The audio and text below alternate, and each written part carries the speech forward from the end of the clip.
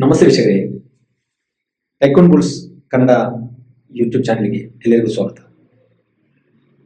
ಇವತ್ತು ನಾವು ಹೇಳಬಯಸುವ ವಿಷಯವೇನೆಂದರೆ NTPC ಗ್ರೀನ್ IPO ಇದು ಅಪ್ಲೈ ಮಾಡಬೇಕು ಬೇಡ, what are the positive side and what are the negative side ಅನ್ನೋದ್ರ ಬಗ್ಗೆನೇ ಇವತ್ತಿನ ಚರ್ಚೆ.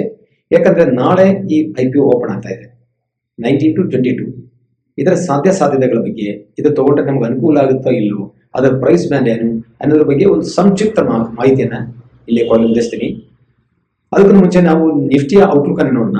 ನಿಫ್ಟಿ ಕೂಡ ಈಗಲೂ ಒಂದು ಕನ್ಸೋಲಿಡೇಷನ್ ಸ್ಟೇಜಲ್ಲಿ ಇದೆ ಅನ್ಬೋದು. ಅದಕ್ಕೆ ಕಾರಣ ನಿಮಗೆಲ್ಲ ನಾವು ಭಾಳ ಸಲ ಡಿಸ್ಕಸ್ ಮಾಡಿದ್ವಿ. ಕಂಟಿನ್ಯೂಸ್ ಆಗಿ ಇವತ್ತು ಕೂಡ ಮೋರ್ ದನ್ 1400 crores rupeesನ ಶೇರ್ಗಳನ್ನು FII ಸೆಲ್ಲಿಂಗ್ ಮಾಡಿದೆ. ಫಾರಿನ್ ಇನ್ಸ್ಟಿಟ್ಯೂಷನಲ್ ಇನ್ವೆಸ್ಟರ್ಸ್ನ continuous selling is the root cause. ಮುಖ್ಯವಾಗಿ ನಾವು ತಿಳ್ಕೊಬೇಕಾದ ವಿಷಯ ಏನಂದ್ರೆ, ಮಾರ್ಕೆಟ್ನಲ್ಲಿ ಫಾರಿನ್ ಇನ್ಸ್ಟಿಟ್ಯೂಷನಲ್ ಇನ್ವೆಸ್ಟರ್ಸ್ ಮತ್ತು ಡೊಮೆಸ್ಟಿಕ್ ಇನ್ಸ್ಟಿಟ್ಯೂಷನಲ್ ಇನ್ವೆಸ್ಟರ್ಸ್ನ ಪಾರ್ಟಿಸಿಪೇಷನ್ ಬಹಳ ಇಂಪಾರ್ಟೆಂಟ್. ಮಾರ್ಕೆಟಿನ ಗತಿಯನ್ನ ಇವ್ರು ಕಂಟ್ರೋಲ್ ಮಾಡ್ತಾರೆ. ರಿಟೇಲ್ ಇನ್ವೆಸ್ಟರ್ಸು ಇವರೇ ಇನ್ನ ಫಾಲೋ ಮಾಡ್ತಾರೆ. ಹಿಂಗಾಗಿ foreign institutional investors daily continue ಆಗಿ ಸೆಲ್ಲಿಂಗ್ ಇತ್ತಂದ್ರೆ ಮಾರ್ಕೆಟ್ ಡೌನ್ ಆಗುತ್ತೆ, ನಾವು ಪಾನಿಕ್ ಆಗ್ತೀವಿ. ಆಮೇಲೆ ರಿಟೇಲ್ ಇನ್ವೆಸ್ಟರ್ಸ್ ಅಂತ ಡಂಬು ಮಣಿ ಯಾಕೆ ಅಂತೀವಿ ಅಂದ್ರೆ, ಅವರಿಗೊಂದು ದಿಕ್ಕು ಇಲ್ಲ, ಒಂದು ಆರ್ಗನೈಸ್ಡ್ ಅಲ್ಲ. ಅವರು ಒಬ್ಬರು ತಗೊಳ್ತಾರೆ, ಬಿಡ್ತಾರೆ, ಒಬ್ಬರು ಪಾನಿಕ್ ಆಗಿ ಸೆಲ್ಲಿಂಗ್ ಇದೆ ಮಾರ್ಕೆಟ್ ಕಂಟಿನ್ಯೂ ಸೆಲ್ಲಿಂಗ್ ಚಾಲು ಆಗುತ್ತೆ. ಹಿಂಗಾಗಿಬಿಟ್ಟು ಮಾರ್ಕೆಟ್ನಲ್ಲಿ ಬಟ್ ಏನದೆ, ಪ್ರತಿ ದಿವಸನೂ ಡೊಮೆಸ್ಟಿಕ್ ಇನ್ಸ್ಟಿಟ್ಯೂಷನಲ್ ಇನ್ವೆಸ್ಟರ್ಸ್, ನಮ್ಮ ಡೊಮೆಸ್ಟಿಕ್ ಇನ್ಸ್ಟಿಟ್ಯೂಷನಲ್ ಇನ್ವೆಸ್ಟರ್ಸ್ ಮ್ಯೂಚುವಲ್ ಫಂಡ್ಗಳು ಬಹಳ ಸ್ಟ್ರಾಂಗ್ ಆಗಿದ್ದಾರೆ. ಹಂಗಾಗಿ ನಮ್ಮ ಮಾರ್ಕೆಟ್ ಇವತ್ತು ಈ ರೀತಿಯನ್ನೇ ಸಸ್ಟೈನ್ ಆಗಿದೆ. ಈ ರೀತಿ ಬಹಳಷ್ಟು ಫಾಲ್ ಆಗಲಿಲ್ಲ. 2008 ಇಸ್ವಿಯನ್ನು ನೋಡಿದ್ವಿ ಅಂದ್ರೆ ಅವಾಗ ಇಷ್ಟು ನಾವು ಸ್ಟ್ರೆಂತ್ ಇರಲಿಲ್ಲ. ಈಗ ನಮ್ಮ ಮ್ಯೂಚುವಲ್ ಫಂಡ್ಗಳು ತಗೊಳ್ಳೋದು ನಮ್ಮದೇ ದುಡ್ಡು ಇರಲಿ, ಬಟ್ ಮ್ಯೂಚುವಲ್ ಫಂಡ್ ಅಲ್ಲೆಲ್ಲ ಇನ್ವೆಸ್ಟ್ ಮಾಡೋರ ಸಂಖ್ಯೆ ಬಹಳ ಹೆಚ್ಚಾಗಿದೆ. ಇನ್ನು ಬರುವ ವರ್ಷಗಳಲ್ಲಿ ಇನ್ನೊಂದು 5 ವರ್ಷ ಹೋದರೆ ಈ ಸಂಖ್ಯೆ ನಿಜಕ್ಕೂ ಜಾಸ್ತಿ ಆಗ್ತಾ ಇದೆ. ಹಿಂಗಾಗಿ ಇಂಡಿಯಾ ಒಂದು ಎಮರ್ಜಿಂಗ್ ಮಾರ್ಕೆಟ್ ಅನ್ನುವಂಥ ಒಂದು ಕಾನ್ಸೆಪ್ಟ್ ಇದೆ. ಈಗ ಇವತ್ತು ಕೂಡ ಅರೌಂಡ್ ನಿಫ್ಟಿ ಮೈನಸ್ ಅಲ್ಲಿ ಇದೆ. ಇದು ಮೈನಸ್ ಆಗುತ್ತೆ. ಈಗ ನಮ್ಮಲ್ಲಿ ಇರೋದಂದ್ರೆ 23,000. ನಿಫ್ಟಿಗೆ 23,000 ಅನ್ನೋದು ಒಂದು ಸೈಕಾಲಜಿಕಲ್ ಸಪೋರ್ಟ್. ಆ ಸೈಕಾಲಜಿಕಲ್ ಸಪೋರ್ಟ್ ಕಡಿಮೆ ಆಯ್ತದೆ, ಅದ್ರ ಮೇಲೆ ಕೆಳಗೆ ಹೋಗ್ತಂದ್ರೆ ಡೆಫಿನೆಟ್ಲಿ ಮತ್ತು ಸ್ವಲ್ಪ ಫಾಲ್ ಆಗುವಂಥ ಚಾನ್ಸಸ್ ಜಾಸ್ತಿ ಇರ್ತದೆ. ನೋಡೋಣ, ಕಾದು ನೋಡೋಣ. ಬಟ್ ನಮಗೆ ಅನೇಕ ಪಾಸಿಟಿವ್ ಆಸ್ಪೆಕ್ಟ್ಗಳಿದೆ. ಈ ಒಂದು ಕರೆಕ್ಷನ್ ಮೋಡ್ ಏನೋ ಡೈಲಿ ಸೆಲ್ಲಿಂಗ್ ಮೋಡ್ ಇದೆಯಲ್ಲ, ಈ ಸೆಲ್ಲಿಂಗ್ ಮೋಡು ನನಗೆ ಅನಿಸಿದ ಮಟ್ಟಿಗೆ ಹಾರ್ಡ್ಲಿ ಅಂದ್ರೆ 1 quarter to 2 quarter can be.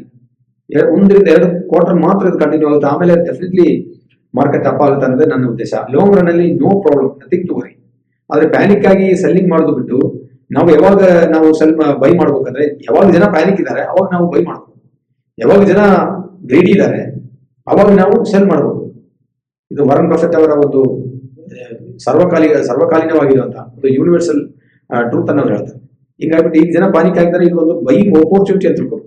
ಬೇಡ, ಇದು ಎಲ್ಲಿ ತನಕ ಒಂದು ಕ್ವಾರ್ಟರ್ ಅಂದ್ರೆ 3 ತಿಂಗಳು 6 ತಿಂಗಳು ಮುಂದುವರಿಬಹುದಿದೆ ಸಿಚುವೇಶನ್. ಕನ್ಸೋಲೇಷನ್ ಆಗ್ಬೋದು, ಒಂದು ರೇಂಜ್ ಬೋರ್ಡ್ ಟ್ರೇಡಿಂಗ್ ಆಗ್ಬೋದು, ಸ್ವಲ್ಪ ಮೇಲೆ ಹೋಗುದು ಮತ್ತೆ ಕೆಳಗೆ ಬರೋದು ಮತ್ತೆ ಮೇಲೆ ಸ್ವಲ್ಪ ಹೋಗುದು, ಈ ತರ ಏನೋ ಒಂದು ರೇಂಜ್ ಅಲ್ಲಿ ಒಂದು ಯಾವುದೋ ಒಂದು ಪರ್ಟಿಕ್ಯುಲರ್ ಪಾಯಿಂಟ್ ಅಲ್ಲಿ ಅದು ಟ್ರೇಡ್ ಆಗ್ತಾ ಹೋಗ್ಬೋದು.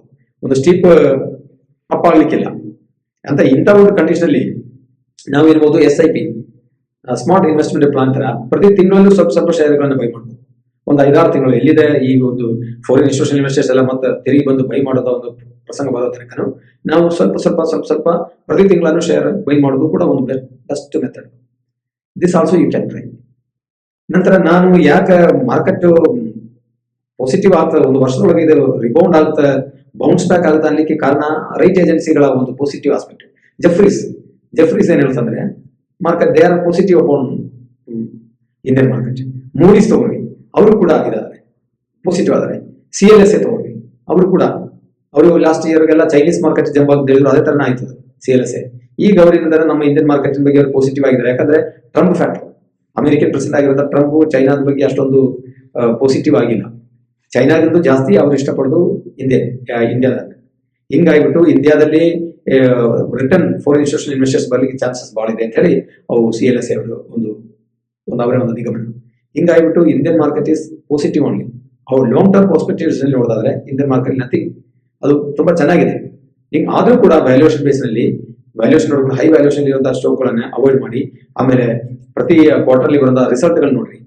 ರೆವೆನ್ಯೂ ಹೆಂಗ್ ಜಾಸ್ತಿ ಆಗಿದೆ, ಸೇಲ್ಸ್ ಹೆಂಗ್ ಬಂದಿದೆ, ರಿಸಲ್ಟ್ EPS ಇಂಪ್ರೂವ್ ಆಗಿದೆ, ಇಂಥ ಮ್ಯಾಟರ್ಸ್ ಎಲ್ಲ ಫಂಡಮೆಂಟಲ್ಸ್ ಅನ್ನು ಚೆಕ್ ಮಾಡ್ಲಿಕ್ಕೆ ಒಳ್ಳೆ ಅವಕಾಶ ಇತ್ತು.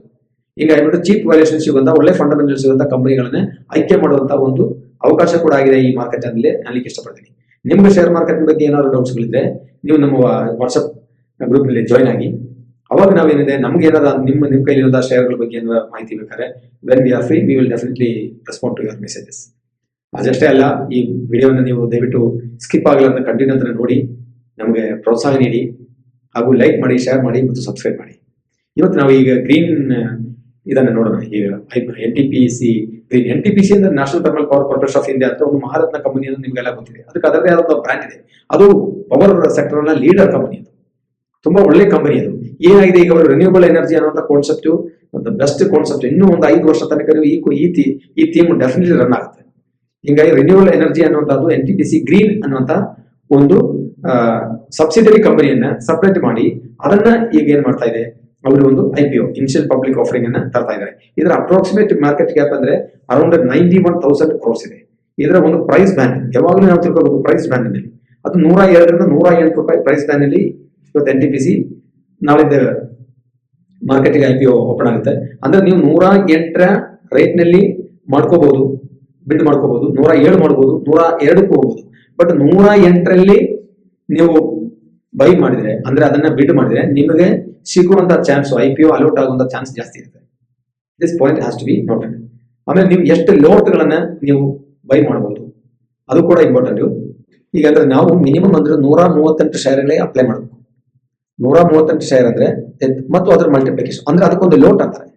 138 ಶೇರ್ಗಳ ಒಂದು ಲೋಟ್ ಟೈಪ್ 14 ಲೋಟ್ಸ್ ಅಂದ್ರೆ ನಾವು ಯಾವಾಗಲೂ ರಿಟೈಲ್ ಇನ್ವೆಸ್ಟರ್ಸ್ಗೆ 2 ಲಕ್ಷ ಮ್ಯಾಕ್ಸಿಮಮ್. ಅದಕ್ಕಿಂತ ಜಾಸ್ತಿ ನಾವು ಅಪ್ಲೈ ಮಾಡಲಿಕ್ಕೆ ಆಗಲ್ಲ. ಯಾವುದೇ ಶೇರ್ ತಗೋರಿ, ರಿಟೈಲ್ ಪಾರ್ಟಿಸಿಪೇಷನ್ ಯಾವಾಗಲೂ 2 lakhs rupees. ಅದನ್ನ ಯಾವಾಗಲೂ ನೀವು ಮನಸ್ಸಲ್ಲಿ ಇಟ್ಕೋರಿ. ನೀವು ಬೈ ಮಾಡಿ ಬಿಡ್ರಿ. ಆಮೇಲೆ 1 ಲೋಟ್ ಅಪ್ಲೈ ಮಾಡಿದ್ರು 4 ಲೋಟ್ ಅಪ್ಲೈ ಮಾಡಿದ್ರು ನಿಮಗೂ ಸಿಗೋಂಥ ಚಾನ್ಸು ಆಲ್ಮೋಸ್ಟ್ ಸೇಮ್ ಇರ್ತದೆ. ಬಟ್ 1 ಲಾಟ್ ನನ್ನ ಒಂದು ಒಪಿನಿಯನ್ ನಲ್ಲಿ ಹೇಳೋದಾದ್ರೆ 1 ಲೋಟ್ ಅಪ್ಲೈ ಮಾಡಿದವರಿಗೆ ಸಿಕ್ಕಿದಂತ ಚಾನ್ಸಸ್ ಹೆಚ್ಚಿಗೆ. ಯಾರು 8-10 ಲೋಟ್ಸ್ ಗಳನ್ನ ಅಪ್ಲೈ ಮಾಡ್ತಾರೆ ಅವರಿಗೆ ಸಿಕ್ಕಿದಂತ ಚಾನ್ಸಸ್ ಕಡಿಮೆ. ಅದೇನು ಗೊತ್ತಿಲ್ಲ, ಆ ಥರ ಇದೆ. ಆಮೇಲೆ ನಿಮ್ಗೆ IPO ಸಿಗ್ಬೇಕಾದ್ರೆ ಫಸ್ಟ್ ಡೇ ಏನಾದ್ರು ನೀವು ಅಪ್ಲೈ ಮಾಡಿದೆ ಅಂದ್ರೆ ಇದೆಲ್ಲ ಇಲ್ಲ, ಇದೊಂದು ಮಿತ್ತಿರಬಹುದು. ಬಟ್ ಫಸ್ಟ್ ಡೇ ಅಪ್ಲೈ ಮಾಡಿದವರಿಗೆ ಸಿಕ್ಕಿದಂತ ಚಾನ್ಸ್ ಜಾಸ್ತಿ ಇದೆ. ಒಂದು ಲಾಟರಿ ಸಿಸ್ಟಮ್ ನಲ್ಲಿ ಸಾಕಷ್ಟು ಜನ ಓವರ್ ಸಬ್ಸ್ಕ್ರೈಬ್ ಆಗುತ್ತೆ. 100 ಪಟ್ಟು 150 ಪಟ್ಟು ಸಬ್ಸ್ಕ್ರೈಬ್ ಮಾಡಿದಾಗ ಅವರು ಅದರಲ್ಲಿ ಯಾರನ್ನೂ ಆಯ್ಕೆ ಮಾಡಿಕೊಂಡು ಯಾವುದೋ ಒಂದು ಸಿಸ್ಟಮ್ ಮೇಲೆ ಅವ್ರು ನಮಗೆ ಕೊಡ್ತಾರೆ, ಆಯ್ಕೆ ಮಾಡ್ತಾರೆ. ಬಟ್ ನನ್ನ ಒಂದು ಅನುಭವದ ಪ್ರಕಾರ ಹೇಳೋದಾದ್ರೆ ಫಸ್ಟ್ ಡೇ ಅಪ್ಲೈ ಮಾಡಿದವರಿಗೆ ಸಿಗುವಂತ ಚಾನ್ಸ್ ಜಾಸ್ತಿ ಇರುತ್ತೆ. This is also to be noted. ಆಮೇಲೆ ಇನ್ನೊಂದು ಏನಪ್ಪಾ, ನೀವು ಒಂದು IPO ಅಪ್ಲೈ ಮಾಡ್ಬೇಕಾದ್ರೆ ಒಂದು ಬ್ಯಾಂಕ್ ಖಾತೆ ಟೈಪ್ ಅಲ್ಲ, ಅದು IPO ಅಪ್ಲೈ ಮಾಡ್ಬೇಕಾದ್ರೆ ನಿಮಗೆ ಒಂದು ಡಿಮ್ಯಾಟ್ ಅಕೌಂಟ್ ಇರಲೇಬೇಕು, ಅದು ಕಡ್ಡಾಯ. ಹಿಂಗ ಯಾರ ಕಡೆ ಡಿಮ್ಯಾಟ್ ಅಕೌಂಟ್ ಇಲ್ಲ, ಡಿಮ್ಯಾಟ್ ಅಕೌಂಟ್ ಅನ್ನ ನೀವು ಓಪನ್ ಮಾಡಲೇಬೇಕು. ಹಂಗಂದ್ಮೇಲೆ ಮತ್ತೆ ನಿಮ್ಮಲ್ಲಿ ಒಂದು ಬ್ಯಾಂಕ್ ಇದ್ರೆ ತುಂಬಾ ಈಸಿ ಈಗ IPO ಅಪ್ಲೈ ಮಾಡೋದು. ನಿಮ್ಮ ಒಂದು ಬ್ಯಾಂಕ್ನಲ್ಲಿ ಎಲ್ಲಾರಿದ್ರೆ ಆ ಬ್ಯಾಂಕ್ ಒಂದು ಆ್ಯಪ್ ಹೋದ್ರೆ ಅಲ್ಲಿ ASB ಅಂತೇಳಿ ಒಂದು ಸೆಕ್ಷನ್ ಇದೆ. ಆ ASB ಹೋಗ್ರಿ, ನೀವು ಬ್ಯಾಂಕಿಂದ ಆ್ಯಪ್ ಓಪನ್ ಮಾಡ್ರಿ, ಅಲ್ಲೇ ರೋಲ್ ಮಾಡ್ಕೊಂಡು ಹೋಗ್ರಿ. ASB ಅಂತೇಳಿ ಕಾಣ್ತದೆ. Application support by blocking amount ಅಲ್ಲಿ ಇರ್ತದೆ. ಅಂದ್ರೆ ನಿಮ್ಮ ಅಮೌಂಟ್ ಏನಿದೆ ಬ್ಲಾಕ್ ಆಗಿರುತ್ತೆ, ಅದು ಎಲ್ಲಿ ಹೋಗಲ್ಲ. ಒಂದು ವೇಳೆ ನಿಮ್ಗೆ ಶೇರ್ ಅಲೌಟ್ ಆದ್ರೆ ಮಾತ್ರ ಅದು ಆ ಬ್ರೋಕರ್ ಹೋಗುತ್ತೆ. ಇಲ್ಲಪ್ಪ ಅಂದ್ರೆ ಆ ಮನಿ ನಿಮ್ಮ ಅಕೌಂಟ್ ಅಲ್ಲಿ ಇರುತ್ತೆ, ಜಸ್ಟ್ ಬ್ಲಾಕ್ ಆಗಿರುತ್ತೆ. ಆ ಟೈಪ್ ASB ನಲ್ಲಿ ಮಾಡ್ಕೊಂಡು ನೀವು ಮಾಡ್ಕೋಬಹುದು, ನೀವು ಅಪ್ಲೈ ಮಾಡಬಹುದು. ಬಟ್ ಅಲ್ಲಿ ಕೂಡ ನಿಮ್ಮನ್ನ ಡಿಮ್ಯಾಟ್ ಅಕೌಂಟ್ ಕೇಳ್ತಾರೆ. ಆ ಡಿಮ್ಯಾಟ್ ಅಕೌಂಟ್ ನಿಮ್ಗೆ ಖಂಡಿತವಾಗಬೇಕು. ಇದೆಲ್ಲ ಒಂದು ಬೇಸಿಕ್ ನಾಲೆಜ್ ಇದು. ಕೆಲವರು ಶೇರ್ ಮಾರ್ಕೆಟ್ ಇದ್ದವರು ಇದೆಲ್ಲ ಬೇಸರ ಅನಿಸ್ತದೆ, ಏನಪ್ಪ ಈ ಸಣ್ಣ ಪುಟ್ಟ ವಿಷಯ ಹೇಳ್ತಾರೆ ಅಂತೇಳಿ. ಬಟ್ ಅನೇಕ ಜನರಿಗೆ ಇದು ಗೊತ್ತಿಲ್ಲ. ನನಗೆ ಕೇಳ್ತಾರೆ ಫೋನ್ ಮಾಡಿ, IPO ಹೆಂಗೆ ಅಪ್ಲೈ ಮಾಡ್ಬೇಕು ಸರ್? ನಾನು ಕೇಳೋದ್ರ ಸಲುವಾಗಿ ನಾನು ಮತ್ತೊಮ್ಮೆ ರಿಪೀಟ್ ಆಗಿ ಹೇಳ್ಬೇಕಂತೆ. ಹಾಗಾಗಿ ಆಲ್ರೆಡಿ ಶೇರ್ ಮಾರ್ಕೆಟ್ ಇದ್ದರೆ ನನ್ನ ಮೇಲೆ ಕ್ಷಮೆ ಇರಲಿ. ಬಟ್ ದಿಸ್ ಬೇಸಿಕ್ ಗೊತ್ತಿರಂಗಿಲ್ಲ. IPO ಅಂದ್ರೆ ಏನಂತ ಕೇಳೋದು, ಅವುಗಳ ಬಗ್ಗೆ ಎಲ್ಲ ವಿಡಿಯೋ ಮಾಡ್ಬೇಕಾಗುತ್ತೆ. ಮುಂದಿನ ದಿವಸಗಳಲ್ಲಿ ಮಾಡೋಣ. ಒಂದು ಶೇರ್ ಬಗ್ಗೆ ಹೇಳ್ಬೇಕಾದ್ರೆ ಒಂದು IPO ಬಂದಂದ್ರೆ ನಾವು ಮೊದಲೇ ಏನ್ ಮಾಡೋಣ ವಿಚಾರ ಮಾಡಬೇಕು. ಒಂದು IPO ತಗೋಬೇಕೋ ಬೇಡ ಅನ್ನೋದನ್ನ ಕೆಲವೊಂದು ಫ್ಯಾಕ್ಟರ್ಸ್ ಗಳನ್ನ ನೋಡಬೇಕು. ಅದರ ಬಿಸಿನೆಸ್ ಮಾಡೆಲ್ ಹೇಗಿದೆ, ಹಂಗಾಗಿ ಬಿಸಿನೆಸ್ ಮಾಡೆಲ್ ಅನಾಲಿಸಿಸ್ ಮಾಡಬೇಕು. ವ್ಯಾಲ್ಯೂಯೇಷನ್ ಹೇಗಿದೆ, ಅದು ಚೆನ್ನಾಗಿದೆ ವ್ಯಾಲ್ಯೂಯೇಷನ್ ಅಂತೇಳಿ. ಅಂದ್ರೆ ಒಬ್ಜೆಕ್ಟಿವ್ ಏನು, ಈ IPO ಒಬ್ಜೆಕ್ಟಿವ್ ಏನು, ಈ ದುಡ್ಡು ತಗೊಂಡು ಅವ್ರು ಏನ್ ಮಾಡ್ತಾರೆ ಅನ್ನೋದು ಕೂಡ ನಾವು ಮಾಡ್ಕೋಬೇಕು.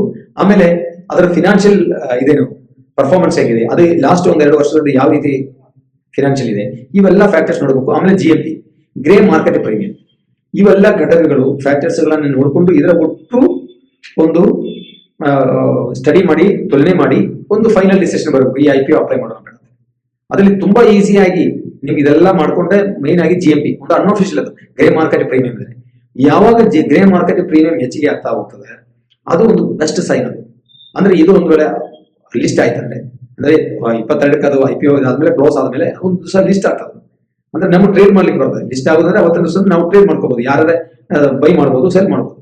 ಹಂಗೆ ಲಿಸ್ಟ್ ಆಯ್ತಂದ್ರೆ ಆ ಒಂದು ಶೇರು ಯಾವ ರೀತಿಯಲ್ಲಿ ಪರ್ಫಾರ್ಮ್ ಮಾಡಬೇಕು ಅನ್ನೋದಕ್ಕೆ ಈ ಗ್ರೇ ಮಾರ್ಕೆಟ್ ಪ್ರೀಮಿಯಂ ಅನ್ನೋದು ತುಂಬಾ ಇಂಪಾರ್ಟೆಂಟ್. ಈ ಒಂದು NTPC ಗ್ರೇ ಮಾರ್ಕೆಟ್ ಪ್ರೀಮಿಯಂ ಬಹಳ 3 ರೂಪಾಯಿ ಇದೆ. ದಿಸ್ ವೆರಿ ಏನಪ್ಪಾ ಅಂದ್ರೆ ತುಂಬಾ ಒಂದು ದುಃಖಕರ ಸಂಗತಿ ಅನ್ಬೋದು, ಅಥವಾ ಒಂದು ತುಂಬಾ ಕಡಿಮೆ ರೇಟ್ ಇದೆ. ಹಿಂಗಾಗಿ ಗ್ರೇ ಮಾರ್ಕೆಟ್ ಅಂದ್ರೆ ಅನ್ಅಫಿಷಿಯಲ್ ಆಗಿರುವಂತಹ ಮಾರ್ಕೆಟ್ ನಲ್ಲಿ ಇದಕ್ಕೆ ವ್ಯಾಲ್ಯೂಯೇಷನ್ ಇಲ್ಲ, ಅದಕ್ಕೆ ಅಷ್ಟೊಂದು ಇದು ಕೊಟ್ಟಿಲ್ಲ. ಅದು ಇಂಪಾರ್ಟೆಂಟ್ ಫ್ಯಾಕ್ಟರ್. ಈಗ ಗ್ರೇ ಮಾರ್ಕೆಟ್ ಪ್ರೀಮಿಯಂ ತುಂಬಾ ಕಡಿಮೆ ಇರೋದು ಇದರ ಒಂದು ತುಂಬಾ ನೆಗೆಟಿವ್. ಮತ್ತು ಬಹಳಷ್ಟು ವಿಷಯಗಳಿದೆ ಅದನ್ನ ಅನಲೈಸ್ ಮಾಡ್ಬೇಕಾದ್ರೆ, ಅವೆಲ್ಲ ಹೇಳಿ ನಿಮಗೆ ಸಮಯ ನಿಮ್ಗೆ ಇಷ್ಟ ಆಗಿಲ್ಲ. ನಾನು ಕಂಡಿರುವಂತ ನೆಗೆಟಿವ್ ಅಂಡ್ ಪಾಸಿಟಿವ್ ಫ್ಯಾಕ್ಟರ್ ಅಷ್ಟೇ ಎಕ್ಸ್ಟ್ರಾಕ್ಟ್ ಆಗಿ ಹೇಳ್ತೀನಿ ನಿಮ್ಗೆ. ಇದು ಪೂರ್ತಿ ಓದ್ಕೊಂಡು ಹೋದ್ರೆ ನಿಮ್ಗೆ ಒಂದು ಅರ್ಧ ತಾಸು ಮುಕ್ಕಾಲು ತಾಸು ವಿಡಿಯೋ ಆಗ್ತದೆ. ಹಿಂಗಾಗಿ ಗ್ರೇ ಮಾರ್ಕೆಟ್ ಪ್ರೀಮಿಯಂ ಅನ್ನೋದು ಒಂದು ಮೇನ್ ಫ್ಯಾಕ್ಟರ್. ಅದು ಅನ್ಅಫಿಷಿಯಲ್ ಇದ್ರೂ ಕೂಡ ಅದನ್ನ ಅನೇಕ ಜನ ಫಾಲೋ ಮಾಡ್ತಾರೆ. ಅದು ತುಂಬಾ ಹೆಚ್ಚಿಗಿತ್ತಂದ್ರೆ ಡೆಫಿನೆಟ್ಲಿ ಅದು ಲಿಸ್ಟಿಂಗ್ ಏನಿರುತ್ತೆ, ಲಿಸ್ಟಿಂಗ್ ಆದ ದಿವಸನೇ ಅದು ಅಪ್ಪಾಗಿ ಹೋಗ್ತದೆ. ಈ ₹3 GMP ಇತ್ತಂದ್ರೆ ಆ ಲಿಸ್ಟಿಂಗ್ ಏನಿರಂಗಿಲ್ಲ, ನೋಡಿರ್ಬೇಕಾದ್ರೆ ನೀವು NTPC ಕೆಳಗೆ ಹೋಗ್ತದೆ. ಇನ್ನೊಂದು ಏನ್ ಮಾಡ್ಬೇಕಂದ್ರೆ ಅದು ಮೇನ್ ಆಗಿ ಡೆಪ್ಟ್ ಟು ಎಕ್ವಿಟಿ ರೇಷಿಯೋ ಅದು 1.9 ಇದೆ. ಡೆಪ್ಟ್ ಟು ಎಕ್ವಿಟಿ ರೇಷಿಯೋ ಅಂದ್ರೆ ಬಹಳ ಸಾಲ ಇರುವಂತ ಕಂಪನಿ ಅಂತ ಅರ್ಥ. ಈ ಸಾಲ ಇರುವಂತ ಕಂಪನಿ ಇವರು ಸಾಲ ತೀರಿಸುವ ಸಲುವಾಗಿ ಇದೆ. ಇದರದ ಉದ್ದೇಶ ಏನು ನಾವು ಹೇಳ್ತೀವಲ್ಲ, objective. What is objective of this IPO ಅಂದ್ರೆ ಸಾಲ ತೀರಿಸುವ ಸಲುವಾಗಿ. ಇದೊಂದು ನೆಗೆಟಿವ್ ಫ್ಯಾಕ್ಟರ್. ನಂತರ ಮತ್ತೊಂದು ನೆಗೆಟಿವ್ ಫ್ಯಾಕ್ಟರ್ ಏನಪ್ಪಾ ಅಂದ್ರೆ, ನಾವು PE ಹೇಳಿದ್ವಲ್ಲ, PB ಕೂಡ 9.19 ಇದೆ. ಪ್ರೈಸ್ ಟು ಬುಕ್ ವ್ಯಾಲ್ಯೂ ಕೂಡ ನಾಟ್ ಫೇವರಬಲ್. ಏನೊಂದು ಇಂಟ್ರೆಸ್ಟಿಂಗ್ ಫ್ಯಾಕ್ಟರ್ ಅಂದ್ರೆ ಲಾಸ್ಟ್ ಇಯರ್ ಮತ್ತು ಈ ಇಯರ್ ಇದು ಮಾಡಿದ್ರೆ ಒಂದು ಪ್ಲಸ್ ಪಾಯಿಂಟ್ ಕೂಡ ಹೇಳ್ಬೇಕಲ್ಲ. ಇದೆಲ್ಲ ನೆಗೆಟಿವ್ ಫ್ಯಾಕ್ಟರ್. ಇದರ PE ಹೇಳಿಲ್ಲ ನಾವು ಅನಿಸ್ತದೆ 234. ಇದು ನಮ್ಮ ಸೈಸರೊಳಗೆ ಆಗಲ್ಲ. ಇಫ್ ಇಟ್ ಇಸ್ ಬಿಲೋ 80 ಇದ್ರೆ, ನಾವು ಅವತ್ತು ಲಾಸ್ಟ್ ವಿಡಿಯೋ ಮಾಡಿದವಾಗ ಏನಿದ್ವಿ 20 to 25 PE is the best PE ಅಂತ ಹೇಳಿದ್ವಿ. ಬಟ್ ಅದು ತುಂಬಾ ಅಟ್ರಾಕ್ಟಿವ್ ಆಯಿತು. ಆ ಥೀಮ್ ಇಲ್ಲೇ ಮಾರ್ಕೆಟ್ ರನ್ ಆಗುತ್ತೆ. ಅದೊಂದು ಫ್ಯೂಚರಿಸ್ಟಿಕ್ ಕಂಪನಿ ಆಗಿತ್ತು. ಇನ್ನು ಅದು PE ರಿರೇಟಿಂಗ್ ಆಗೋದ ಚಾನ್ಸ್ ಇದ್ರೆ ನಾವು 60 PE ಅಲ್ಲಿ ತಗೋಬಹುದಾಗ್ತದೆ. ಹಿಂಗಾಗಿಬಿಟ್ಟು 234 PE ಅಂದ್ರೆ ಅದು ಬಹಳ ಜಾಸ್ತಿ ಆಯ್ತು. ಹಂಗಾಗಿ ಇದರದ್ದು ಪ್ರೈಸಿಂಗ್ ಮ್ಯಾನೇಜ್ಮೆಂಟ್ಗೆ ಒಂದು ₹60 ಬಂದ ತಗೊಳಕಂಡಿಲ್ಲ. ನನಗೆ ನೆಗೆಟಿವ್ ಆಗಿರೋದ್ರಿಂದಲ್ರಿ, ಒಂದು ₹60 ಬರ್ಲಿಕ್ಕಿಲ್ಲ. ಬಟ್ ಈ 234 PE ಇರೋದಕ್ಕೆ ನಾನು ಇದನ್ನ ತಗೊಳ್ಳಿಕ್ಕೆ ಇಷ್ಟಪಡಲ್ಲ. ಯಾಕಂದ್ರೆ ನಮಗೆ ಇದು ಬಿಟ್ಟರೆ ರಿನ್ಯೂಬಲ್ ಎನರ್ಜಿ ಒಳಗಿರೋದು ಬೇರೆ ಸ್ಟಾಕ್ಗಳು ಟಾಟಾ ಪವರ್ ಇದೆ 35 ಇದೆ PE. ಅದು ಕೂಡ ಒಂದು ಬ್ರಾಂಡೆಡ್. NTPC ಅನ್ನೋದು ಬ್ರಾಂಡೆಡ್, ಅದು ಬಹಳ ಇಂಪಾರ್ಟೆಂಟ್. ಸಣ್ಣ ಪುಟ್ಟ ಕಂಪನಿ ಅಲ್ಲ, ಅದು ಬ್ರ್ಯಾಂಡಿಗೂ ವ್ಯಾಲ್ಯೂ ಇರುತ್ತೆ. ಅದೇ ತರ ಬ್ರಾಂಡೆಡ್ ಇರುವಂತ ಒಂದು ಒಳ್ಳೆ ಕಂಪನಿ ಟಾಟಾ ಪವರ್ ಕೂಡ ರಿನ್ಯೂಬಲ್ ಎನರ್ಜಿಲಿ ಕೆಲಸ ಮಾಡ್ತಾರೆ. ಅದ್ರ PE35 ಇದೆ. ಆಮೇಲೆ ನಮಗೆ ಇದಿದೆ, ಅದಾನಿ ಗ್ರೀನ್ ಇದೆ. ಆಮೇಲೆ KPI ಗ್ರೀನ್ ಅಂತ ಹೇಳಿ ಬರ್ತದೆ. ಆಮೇಲೆ ಇನೋಕ್ಸ್ ಇದೆ, ವೆರಿ ಬ್ಯೂಟಿಫುಲ್ ಇದೆ. ಅದು ಈಗ ಒಳ್ಳೆ ಡಿಸ್ಕೌಂಟ್ ರೇಟ್ ಸಿಗುತ್ತೆ, ಅದು ನೋಡ್ಕೋಬಹುದು. ಸುಜಿಲೋನ್ ನೋಡ್ಕೋಬಹುದು. ಸುಜಿಲೋನ್ ಕೂಡ ಬೆಸ್ಟ್, ಅದು ಕೂಡ ಡಿಸ್ಕೌಂಟ್ ರೇಟ್ ಸಿಗ್ತಾ ಇದೆ ನಮ್ಗೆ. ಹಿಂಗಾಗಿ ಇದು ಒಂದೇ ಕಂಪನಿ ಇಲ್ಲ ಇಲ್ಲಿ. ಹಿಂಗಾಗ್ಬಿಟ್ಟು ಇದರದ್ದು ನೆಗೆಟಿವ್ ಟ್ರೆಂಡೇ ಬಹಳ ಇರುತ್ತೆ. ಬಟ್ ಬ್ಯೂಟಿಫುಲ್ ಥಿಂಗ್ಸ್ ಏನಂದ್ರೆ, ಒಂದು ವರ್ಷದಲ್ಲಿ ಇದು 1000 ಟೈಮ್ಸ್ ಹೆಚ್ಚಿಗೆ ಆಗಿದೆ. ಇದರದ್ದು ಪ್ರಾಫಿಟ್ ಬಹಳ ಸೂಪರ್ ಆಗಿ, ಇದರದ್ದು ಸೇಲ್ಸ್ ಜಾಸ್ತಿ ಆಗಿದೆ, ಪ್ರಾಫಿಟ್ ಡಬಲ್ ಆಗಿದೆ. ಈ ಎರಡು ಫ್ಯಾಕ್ಟರ್ ಚೆನ್ನಾಗಿದೆ. ಬಟ್ ಇದನ್ನೇ ಎರಡು ಮತ್ತು ಕಂಟಿನ್ಯೂ ಮಾಡಿ ಈಗಾಗಲೇ ಪ್ರಾಫಿಟ್ ಡಬಲ್ ಆಗಿದೆ. ಇದೇ ತರ ಪ್ರತಿ ವರ್ಷನೂ ಪ್ರಾಫಿಟ್ ಡಬಲ್ ಆಗುತ್ತೆ ಅನ್ನೋ ಗ್ಯಾರಂಟಿ ಇಲ್ಲ. ಆಮೇಲೆ ಒಂದು ಜಿಯೋ ಪೊಲಿಟಿಕಲ್ ಸಿಚುವೇಶನ್ ಕಂಡೀಷನ್ ಹೇಳ್ಬೇಕು. ಇದೇನೋ 5-6 ಸ್ಟೇಟ್ಗಳಲ್ಲಿ, ಮುಖ್ಯವಾಗಿ ರಾಜಸ್ಥಾನದಲ್ಲಿ ಮಾತ್ರ ಇದರದ ವರ್ಕಿಂಗ್ ಇದೆ. ಇದು ಒಂದು ನೆಗೆಟಿವ್ ಫ್ಯಾಕ್ಟರ್. ಯಾಕಂದ್ರೆ ಬೇರೆ ಬೇರೆ ಸ್ಟೇಟ್ಗಳಲ್ಲಿ ಇದರದ ಒಂದು ಇರುವಿಕೆ ಇರಬೇಕಾಯ್ತು. ಸೊ ಅದು ಲಿಮಿಟೆಡ್ ಇದೆ ಅಂತ ಅರ್ಥ. ಆಮೇಲೆ ಇದರ ಕ್ಲೈಂಟ್ಸ್ ಕೂಡ ಒಂದು 8-10 ಜನ ಲಿಮಿಟೆಡ್ ಇದ್ದಾರೆ. ಈ ಕ್ಲೈಂಟ್ಸ್ ಏನಾದ್ರು ಬಿಟ್ಟು ಹೋದ್ರೂ ಕಷ್ಟ ಆಗ್ತದೆ. ನಾವು ಹೊಸ ಮತ್ತೆ ಕ್ಲೈಂಟ್ಸ್ ಬರಬೇಕು. ಕ್ಲೈಂಟ್ಸ್ ಬಿಟ್ಟು ಹೋಗಿ ಅಂದ್ರೆ ಮತ್ತದು ಈಸಿ ಇಲ್ಲ, ಮತ್ತೊಂದು ಕ್ಲೈಂಟ್ಸ್ ಬರ್ಬೇಕಾದ್ರೆ. ಹಿಂಗಾಗಿ ಸ್ವಲ್ಪ ಈ ವ್ಯಾಲ್ಯೂಯೇಷನ್ ಅಲ್ಲಿ ಈ ಒಂದು ಶೇರ್ ನ ಬೈ ಮಾಡ್ಬೇಕಂದ್ರೆ ನನಗೆ ಕೇಳಿದ್ರೆ ಐ ಆಮ್ ನಾಟ್ ಹ್ಯಾಪಿ. ಇದು ಈ ರೀತಿ ನಾವು I am not a SEBI registered analyst ಆದ್ರೂ ಕೂಡ ಓವರ್ ಆಲ್ ಕಂಡೀಷನ್ ನೋಡಿದ್ರೆ ಇಟ್ಸ್ ಹೈಯರ್ ವ್ಯಾಲ್ಯೂಯೇಷನ್ ಆಗಿದೆ. ಇದು ಯಾಕೆ ನಾನು ಇದನ್ನು ಬಹಳ ನಿರೀಕ್ಷೆಯಲ್ಲಿದ್ದೆ. ಇದನ್ನು ಸೆಪ್ಟೆಂಬರ್ ತಿಂಗಳಿಂದ ನಾನು ಫಾಲೋ ಮಾಡ್ತಾ ಇದ್ದೀನಿ. ಯಾವಾಗ ಬರ್ತಾ ನಾನು ಅಪ್ಲೈ ಮಾಡ್ಬೇಕು. ಅದು ನನ್ನ ಒಂದು ವಿಚಾರ ಏನಿತ್ತು ಅಂದ್ರೆ, ಇದು 50 to 60 ರೂಪೀಸ್ಗೆ ಬರ್ತದೆ. ಇದರ ವ್ಯಾಲ್ಯೂಯೇಷನ್ 100, 102, 108 ರೂಪಾಯಿ ಇರ್ತಾರೆ. ನಾನು ಇಂದು ನಂಬಿರಲಿಲ್ಲ. ಆ ಒಂದು ವಿಷಾದ, ಆ ಒಂದು ಮಾರ್ಕೆಟ್ ಅದನ್ನ ಆಕ್ಸೆಪ್ಟ್ ಮಾಡಿಲ್ಲ ಅನ್ನೋದು ಮೇನ್ ಕಾರಣ NTPC ಡೌನ್ ಆಗೋದು. ಬಿಯರ್ ಮಾರ್ಕೆಟ್ ನಲ್ಲಿ ಯಾವಾಗ್ಲೂ ನಾವು ಬಿಯರ್ ಮಾರ್ಕೆಟ್ ನಲ್ಲಿ ಲಕ್ಷಣಗಳು ಏನಪ್ಪಾ ಅಂದ್ರೆ, ಬೋನಸ್ ಶೇರ್ ಯಾವ್ದಾರ ಕಂಪನಿ ಕೊಡ್ತಾರಂದ್ರೆ ನಾವು ಯಾವಾಗ್ಲೂ ಬುಲ್ ಮಾರ್ಕೆಟ್ ಅಲ್ಲಿ ಆ ಒಂದು ಶೇರ್ ಅಪ್ ಆಗಿ ಹೋಗ್ತದೆ. ಬಟ್ ಬಿಯರ್ ಮಾರ್ಕೆಟ್ ಏನಾಗುತ್ತೆ, ಬೋನಸ್ ಶೇರ್ ಕೊಡ್ತಾರೆ ಡೌನ್ ಆಗುತ್ತೆ. ಅದಕ್ಕೆ ಉದಾಹರಣೆ ರಿಲಯನ್ಸ್. 3000 ಇದ್ದಂತ ರಿಲಯನ್ಸ್ ಈಗ 1250 ಬಂದಿದೆ. ಅಂದ್ರೆ ಒಂದಕ್ಕೊಂದು ಬೋನಸ್ ಕೊಟ್ಟ ಮೇಲೆ 1500 ಆಗಬೇಕು. ಅದು 1500 ಅಂದ್ರೆ 1+1 ಆಫರ್ ಆದ್ಮೇಲೆ 3000ದಿಂದ 1500 3300 ತನಕ ಹೋಗಿತ್ತು. 3000ದಿಂದ ಅದರ ಅರ್ಧ ಅಂದ್ರೆ 1500. ಅದು 1250 ಹೋಗಿದ್ರೆ ಮತ್ತು ಕಡಿಮೆ ಆಗ್ತಾ ಇದೆ. ಹಿಂಗಾಗಿ ಬೋನಸ್ ಎಲ್ಲ ಕೊಡೋದು ಎಲ್ಲ ಹೈ ಡಿವಿಡೆಂಡ್ ಕೊಡೋದು, ಇವೆಲ್ಲಗಳು ಏನಾಗ್ತದೆ ಇಲ್ಲಿ ಸಸ್ಟೈನ್ ಆಗಲ್ಲ ಇಂಥ ವಿಚಾರ. ಹಂಗಾಗ್ಬಿಟ್ಟು NTPC ಯಾವಾಗ್ಲೂ ಒಂದು ತನ್ನ ಪ್ಯಾರೆಂಟ್ ಕಂಪನಿ, ಯಾವಾಗ ಒಂದು ತನ್ನ ಸಬ್ಸಿಡರಿ ಕಂಪನಿ IPO ಬಂದಾಗ ಅದು ತುಂಬಾ ಜಂಪ್ ಆಗುತ್ತೆ. ಮಿನಿಮಮ್ 20% ಜಂಪ್ ಆಗುತ್ತೆ ಒಂದು IPO ಬಂದಾಗ. ಇಲ್ಲಿ ಏನಾಗಿದೆ, ಈ ಒಂದು ವಿಷಯ ಬಂದಾಗ 390-95 ಲೆವೆಲ್ ಇರುವಂತಹ ಒಂದು NTPC ಅವರು ಈ ಒಂದು IPO ಅಪ್ಲೈ ಮಾಡಿದಾಗ, NTPC ಗ್ರೀನ್ IPO ಅಪ್ಲೈ ಮಾಡಿದ ಸುದ್ದಿ ಪೇಪರ್ ಎಲ್ಲ ಬಂದಾಗ ಅದು ಜಂಪ್ ಹಾಕೊಂಡು ಹೋಗಿ 444 ತನಕ ಹೋಗಿತ್ತು. ತಿರುಗಿ ಏನಾಗ್ತಾ ಇದೆ, ಅದು ಆ ಒಂದು ಪ್ರೈಸ್ ಸಸ್ಟೈನ್ ಆಗಿಲ್ಲ. ತನ್ನ ಪ್ಯಾರೆಂಟ್ ಕಂಪನಿ ಪ್ರೈಸ್ಗಳು ಡೌನ್ ಆಗುದು, ಇದರ ವ್ಯಾಲ್ಯೂಯೇಷನ್ ಸರಿ ಇಲ್ಲ ಅಂತ. ಅಂದ್ರೆ ಇದನ್ನ ಮಾರ್ಕೆಟ್ ಇಷ್ಟಪಡಲಿಲ್ಲ. ನಂತರ ಈಗ ಡೇಟ್ ಮುಂದೆ ಬಂದಿದೆ. ಈಗ ಇದೆಲ್ಲ ಅನೌನ್ಸ್ ಆಗಿ ಸೋಮವಾರನೋ ಲಾಸ್ಟ್ ವೀಕ್ ಏನೋ ಅನೌನ್ಸ್ ಆಯ್ತು, ಈ ತರ 19ಕ್ಕೆ IPO ಓಪನ್ ಆಗುತ್ತದೆ. ಈ ನ್ಯೂಸ್ ಕೇಳಿದ ಮೇಲೆ ಪ್ರತಿ ದಿವಸ 5 ಕಡಿಮೆ ಹಾಕೊಂಡು ಬಂದಿದೆ NTPC. ಆಮೇಲೆ 400 ಬಂತು, ಅಲ್ಲ 420 ಬಂತು, 400 ಬಂತು, 390 ಬಂತು. ನ್ಯೂಸ್ ಬಂದಾಗ ಸ್ವಲ್ಪ ಡೈಲಿ ನೆಗೆಟಿವ್ ಆಗ್ತಾ ಇದೆ, ಡೈಲಿ ಕಡಿಮೆ ಆಗ್ತಾ ಇದೆ. ಅಂದ್ರೆ ಮಾರ್ಕೆಟ್ ಈ ಒಂದು ಹೈ ವ್ಯಾಲ್ಯೂಸ್ ನಲ್ಲಿ NTPC ಗ್ರೀನ್ ಅನ್ನುವಂತ IPO ಅನ್ನ ತಗೊಳ್ಳಿಕ್ಕೆ ಇಷ್ಟಪಡ್ತಾ ಇಲ್ಲ ಅನ್ನೋದು ಇದರ ಮುಖ್ಯ ಕಾರಣ. ಇಷ್ಟು ಹೇಳ್ತಾ ಈ NTPC ಗ್ರೀನ್ ಬಗ್ಗೆ ನೀವು ಹೆಚ್ಚು ಸ್ಟಡಿ ಮಾಡಿ. ನಿಮ್ಗೆ ಏನಾದ್ರು NTPC ಗ್ರೀನ್ ಬಗ್ಗೆ ಹೆಚ್ಚಿನ ಮಾಹಿತಿ ಇದ್ರೆ ಅದನ್ನು ದಯವಿಟ್ಟು ನಮ್ಮ ವಾಟ್ಸ್ಆಪ್ ಗ್ರೂಪ್ ಅಲ್ಲಿ ಕಮೆಂಟ್ ಮಾಡಿ, ಅಥವಾ ಈ ನಮ್ಮ ವಿಡಿಯೋ ಕೆಳಗೆ ಕಮೆಂಟ್ ಮಾಡಿ. ನಾನು ಅದಕ್ಕೆ ಉತ್ತರ ಹೇಳಲಿಕ್ಕೆ ಮ್ಯಾಕ್ಸಿಮಮ್ ಪ್ರಯತ್ನ ಮಾಡ್ತಾ ಅಂತ ಹೇಳ್ತಾ ಇವತ್ತಿನ ಈ ಒಂದು NTPC ಗ್ರೀನ್ ಅನ್ನುವ ಶೇರ್ ಬಗ್ಗೆ ಮಾಹಿತಿಯನ್ನ ಸ್ಟಾಪ್ ಮಾಡ್ತೀನಿ. ಹಾಗೂ ಇವತ್ತು ನಾವು ಇಂಟ್ರೆಸ್ಟ್ ಆಗಿರುವಂತಹ ನನ್ನ ವಾಚ್ ಲಿಸ್ಟ್ ಇರುವಂತಹ ಒಂದು ಶೇರ್ನ ನಿಮ್ಗೆ ಇಂಟ್ರೆಸ್ಟ್ ಮಾಡ್ತೀನಿ. ಆ ಶೇರ್ ಕೂಡ ನೀವು ಸ್ಟಡಿ ಮಾಡಿ, ನಿಮಗೆ ಅನುಕೂಲ ಅನಿಸಿದ್ರೆ ಅಥವಾ ಚೆನ್ನಾಗಿ ಅನಿಸಿದ್ರೆ ಅದನ್ನು ಕೂಡ ನೀವು ನಿಮ್ಮ ವಾಚ್ ಲಿಸ್ಟ್ ನಲ್ಲಿ ಆಡ್ ಮಾಡ್ಕೋಬಹುದು. ಸ್ವಲ್ಪ ಸ್ಟಾಗರ್ಡ್ ಮ್ಯಾನರ್ಲಿ ನೀವು ಅಡಿಷನ್ ಮಾಡ್ಕೋಬಹುದು after study. I am not A SEBI registered analyst. ಹಾಗಾಗಿ ಇದೊಂದು ಸ್ಟಡಿ ಮತ್ತು ಅಕಾಡೆಮಿಕ್ ಪರ್ಪಸ್ ಅಂತ ಮಾತ್ರ ತಿಳ್ಕೊಂಡು ನಾವು ಮುಂದಿನ ನಮ್ಮ ಹೊಸ ಇವತ್ತಿನ ಒಂದು ಶೇರ್ ಅನ್ನು ನಿಮ್ಗೆ ಪರಿಚಯ ಮಾಡಿಸ್ತೀನಿ. ಓಕೆ,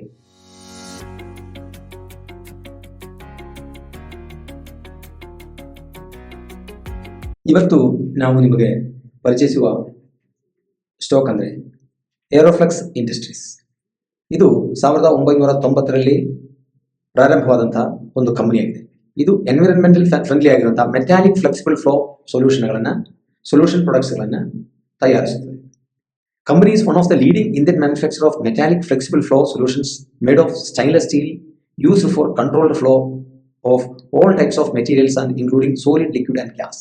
ಈ ಕಂಪನಿಯು ಘನ, ದ್ರವ ಮತ್ತು ಅನಿಲ ಸೇರಿದಂತೆ ಎಲ್ಲಾ ರೀತಿಯ ವಸ್ತುಗಳ ನಿಯಂತ್ರಿತ ಹರಿವಿಗೆ ಬಳಸಲಾಗುವ ಸ್ಟೈನ್ಲೆಸ್ ಸ್ಟೀಲ್ನಿಂದ ಮಾಡಿದ ಲೋಹೀಯ ಹೊಂದಿಕೊಳ್ಳುವ ಹರಿವಿನ ಪರಿಹಾರಗಳ ಪ್ರಮುಖ ಭಾರತೀಯ ತಯಾರಕರಲ್ಲಿ ಒಬ್ಬರಾಗಿದೆ.